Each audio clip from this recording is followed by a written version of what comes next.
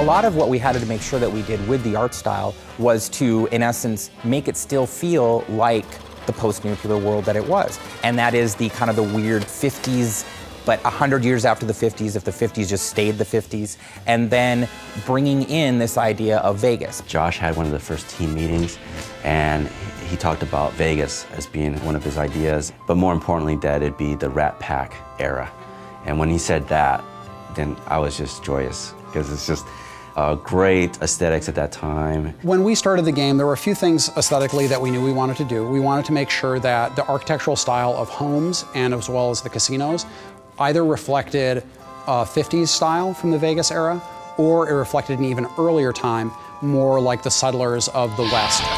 But it's all about Vegas. And so we want to make sure that we have this feeling of sort of this neon, and again, it feels like you're going in there and you're playing around with the mobsters, you're playing around with the Rat Pack. The scope of this game is massive. You have basically a city in the middle of this area, and then the territory stretches all around the city and does stretch out all the way to Boulder City and to the dam. When doing Vegas, we didn't want to neglect any of the surrounding areas around Vegas. We wanted to make sure that we had Fremont Street realized, and we have a location called Freeside in the game before they even hit Vegas. And I think once they get a taste of that, they're going to be suitably intrigued to go, okay, well, if that's Freeside, hell, I wonder what Vegas is going to be like.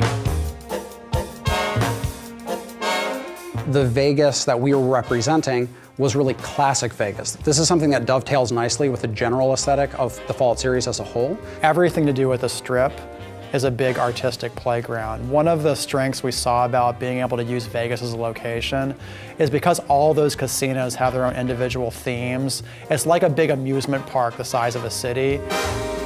And not only do designers have a lot of fun doing quests for those areas, but artists have a fantastic time going, you know what?